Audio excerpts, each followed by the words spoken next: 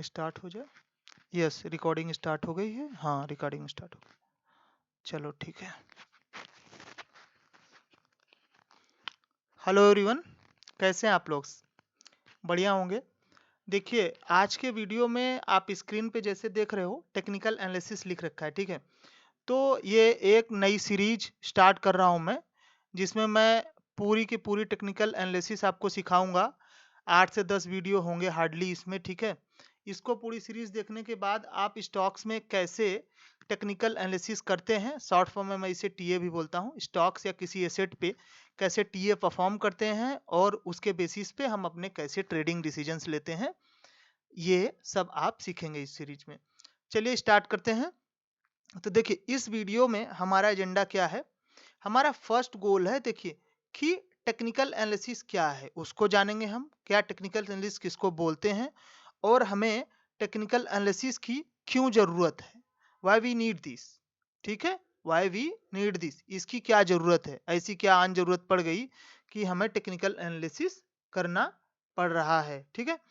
And उसके बाद हम बात करेंगे कॉमन मिस्टेक्स, लोग क्या कर देते हैं टेक्निकल एनालिसिस में, जो जनरल मिस्टेक्स हो जाती हैं करने के दौरान।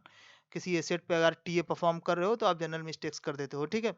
और फिर लास्ट में इंटरेस्टिंग चीज है फ्रेमवर्क की बात। मैं फ्रेमवर्क बताऊंगा, फ्रेमवर्क क्या है ये, फ्रेमवर्क कितना इंपॉर्टेंट है। देखिए, विदाउट फ्रेमवर्क अगर कोई बाई या सेल का बटन दबाने का करेज कर रहा है मार्केट में, तो उसको मेरी लैंग्वेज में गैम्बलिंग बोलते हैं। तो और गैम्बलिंग हम करने नहीं आए हैं मार्केट में, गैम्बलर नहीं सरवाइव कर सकते हैं। अगर आपको मार्केट से पैसे निकालने हैं तो you have to take informed high probability decision, समझा, समझदारी के साथ समझा बूझा डिसीजन जिसकी संभावना होने की बहुत ज्यादा हो, ठीक है। शुद्ध हिंदी में अगर बोले तो समझ में आया होगा। चलिए आगे बात करते हैं। तो आपके स्क्रीन पे एक क्वेश्चन दिख रहा होगा, कौन सा क्वेश्चन है, व्हाट इज टेक्निकल एनालिसिस।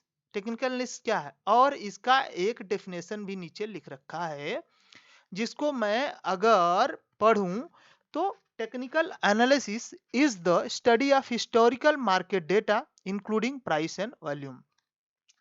तो शुद्ध शब्दों में अगर इसको मैं समझाऊं, ये एक स्टडी है, ये ब्रांच काइंड ऑफ है। अगर स्टॉक मार्केट को कोई सीखना चाहता है तो ये भी उसका एक ब्रांच टाइप ऑफ है, पार्ट है उसका, जिसमें क्या है कि हिस्टोरिकल मार्केट डेटा उसके बेसिस पे, और प्राइस, प्राइस गुजराती में भाव, भाव भगवान छे वाला भाव, ठीक है, भाव ही भगवान है, तो भगवान भाव भगवान छे वाला भाव, ठीक है।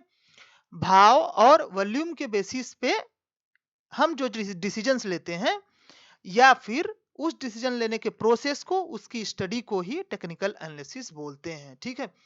अब इस टीए की या टेक्निकल एनालिसिस की ऐसी क्या आन जरूरत पड़ गई हमें, जो हमें ये करना पड़ा या हमें इसको सीखने की जरूरत है।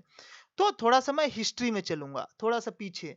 शुरुआत में जब ट्रेडिंग का, मार्केट का शुरुआत हुआ था तो क्या सीन था उस समय, जैसे हर्षद मेहता में दिखाया होगा, अगर आप लोगों ने देखा है तो स्कैम 1992 में, कि एक स्टेज पे खड़े होकर लोग बता रहे एसईसी 190 का, 190 का, 190 का, कौन लेगा कौन लेगा, उस टाइप का बहुत लोग हैं उसमें भीड़ लगी हुई है बिल्कुल। मछली बाजार जैसा भीड़ लगा रखा है और वहां बेच रहे हैं, सॉर्ट ऑफ यही फील आता है उसमें। तो ऐसे ही था शुरुआत में, ऐसे ही मार्केट चलता था। तो उस समय कोई भी कंपनी कोई क्यों खरीदेगी, या उसका बहुत ज्यादा एड हो रहा हो, एडवर्टाइजमेंट, प्रचार हो रहा हो, या उसका कोई उस कंपनी का स्टडी कर रहा हो, बिजनेस कैसी कर रही है कंपनी, ठीक है, और ग्रोथ वगैरह कैसा है कंपनी, मतलब सॉर्ट ऑफ दूसरे लैंग्वेज में फंडामेंटल एनालिसिस। तो शुरुआत के दौर में पैसे बनते थे फंडामेंटल एनालिसिस से। फिर मार्केट और थोड़ा एडवांस हुआ, ठीक है। फिर क्या हुआ, टेक्निकल एनालिसिस आ गया। टेक्निकल एनालिसिस चार्ट वगैरह से पहले से ही था। क्या होता था कि जैसे कि कोई इस बात का ध्यान रख रहा है, कोई एक अच्छा स्मार्ट बंदा आ गया टीए परफॉर्म करने वाला, उस समय उसको पता है 190 पे यार जा जाके बार बार एसीसी नीचे आ जाता है, 190 पे बार बार जाके एसीसी नीचे आ जाता है। तो उसने नोट कर लिया 190 के 190 पे जाना है तो एसीसी को बेचना है, ठीक है।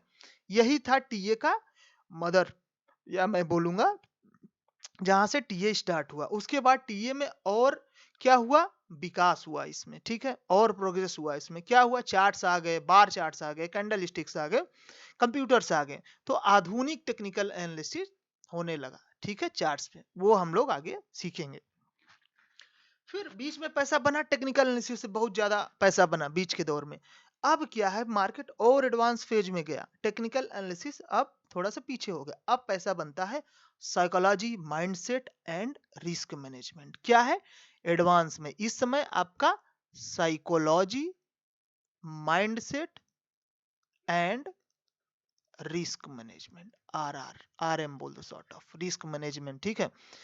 ये मैं डे ट्रेडिंग की बात कर रहा था, या इन्वेस्टमेंट स्विंग ट्रेडिंग, सबकी बात करो, बट डे ट्रेडिंग में ज्यादा। लेकिन अभी स्विंग ट्रेडिंग में टीए हाई वेटेज रखता है, इसका इंपॉर्टेंस बहुत अच्छा। अगर आप डेली चार्ट या वीकली चार्ट पे कर रहे हो तो ये काफी अच्छा कंट्रीब्यूट करता है, ठीक है। तो अभी देखो, अगर मैं डे ट्रेडिंग की बात करूं तो सिर्फ 10% ही टीए है, ठीक है।